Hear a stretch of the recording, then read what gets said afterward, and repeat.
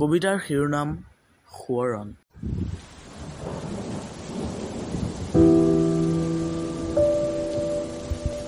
তোমাৰ অনুপস্থিতিয়ে মোক কবি হ'বলৈ বাধ্য কৰিলে লিখিবলৈ উন্মুক্ত হৃদয়ৰ কলতা।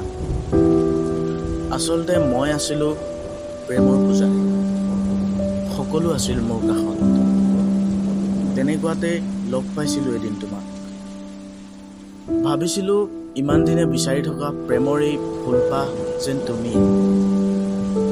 হৃদয়ত বলিছিলে এজাক ৰিপ ৰিপ মলয়া। মতলীয়া হৈ পৰিছিলোঁ মই।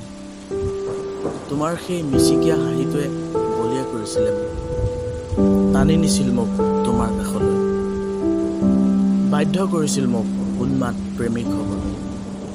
তেনেকুৱাতেই মই নভবাকৈ তুমি আহিছিলা মোৰ কাষলৈ আৰু ব্যাকুলতাৰে দিছিলা এটি প্ৰেমৰ প্ৰস্তাৱ।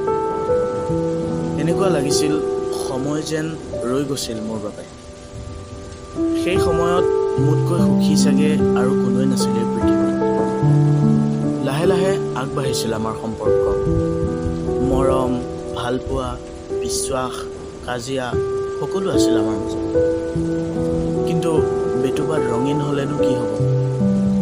সামৰণিতটো বিচ্ছেদেই লিখা আছে।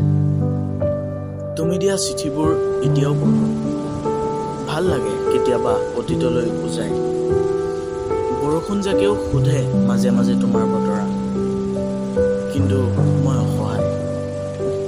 আজি তুমি মোৰ কাষত নাই, আজি তুমি মোৰ